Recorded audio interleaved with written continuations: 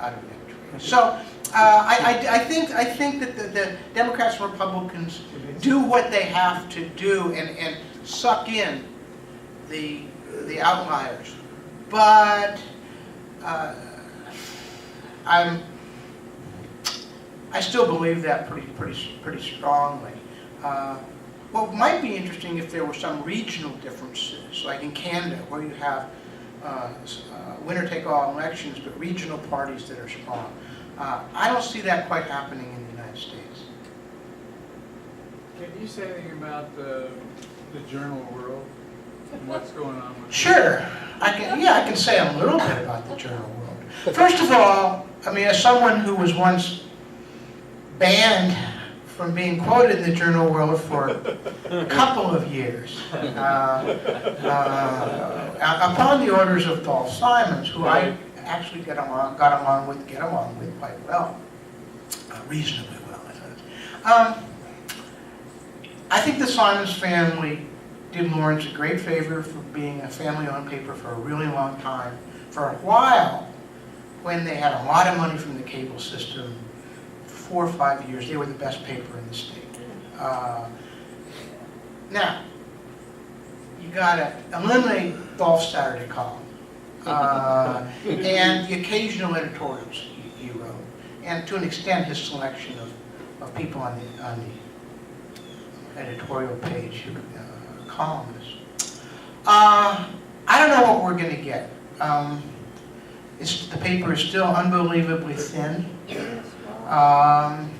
They fired some reporters, some photographers. They fired Ann Gardner, which is a great loss. On the other hand, I don't know who's writing the editorials. I basically agree with most of them, or I think they're thoughtful, so somebody is. There's some pretty good reporting in the paper. I think a very few people are required to write a lot, which is highly problematic. And it's owned by out-of-town folks, and how that will flesh itself out, I don't know. I will say that Mike Hoflick decided not to continue writing his column at some point. Well, when the transition came in ownership. And I like Mike and I liked his column. I don't think it got any visibility in the state at all. And so my friends and I, who write a column that appears in the Wichita paper and many other papers in the state, approached the Journal World, and they immediately, we were so cheap. We weren't zero, but we were really, really cheap. So we're now appearing in the Journal World. Ed Flenchy from Wichita State, Chap Rackaway from Hayes, Michael Smith from Emporia, Mark Peterson, Dwayne Gosen, and me. So we'll take turns. So I think their choice of columnists is excellent. But you know, I wish there was a little more to. I think what's there isn't bad. But boy, it's pretty thin, and they even fire some sports reporters, which is really staggering.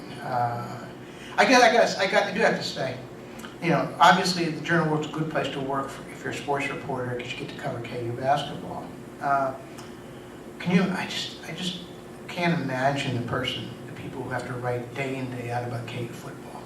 And you could not pay those people enough money.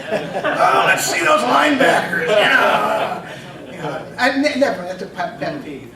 I was surprised to hear that nobody at the Journal World, there's nobody there from the Ogden group. It's all strictly the people from the Journal World who are managing everything. There's nobody from the outside that is directing what they do. And I think that's kind of some inertia, and we'll see what happens when the Ogden people, you know, do the dollars and cents and whatever. So far, I think that inertia is okay. But I mean, you read the Kansas City Star and it's thin. I mean, newspapers, it's a hard business these days. Yeah.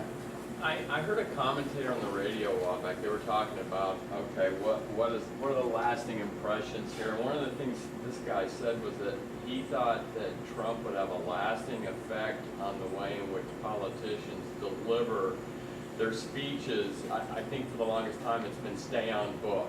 You know, just keep repeating over and over. And he was saying, no, now it's going to be people trying to be more like spontaneous or going off book or quick, you know, suddenly look like they're no longer reading from the prompter, and it's more entertaining. Who knows what the guy's going to say? You know, I guess that I find that I think Trump is a one-off. I think that he's gotten away with murder. Yeah. You know, I think that at some point he was surprised that he was emerging as a front runner. And you know, I think if he loses, people will say, okay, you know, even someone who was pretty good at this eventually got beat. I just don't think there's a model there at all. And you look at similar politicians in Democratic states. Bertolucci would probably be the best example. And he was, you know, he was a singular figure. Now, I do think you can look at, if you get to more authoritarian states, then there's more of a strongman model. But that's not, even in the worst of times, that's not the United States. Would you compare Trump to Bertolucci? Oh yeah, absolutely. Yeah, media guy. Yeah, sure. I don't know about all the sex stuff. The one word I'll think of Trump the rest of my life is, if we do defeat him, is we avoided a colossal disaster.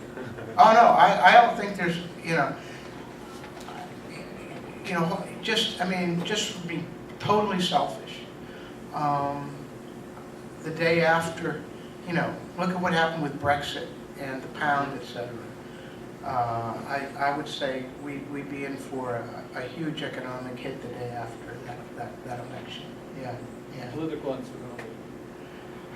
Yeah, well, I mean, who knows what he's... Okay, we're now completely in the realm of bullshit. So, thank you very much. I really appreciate it. Oh, as always, you're a really great audience. It's really good fun.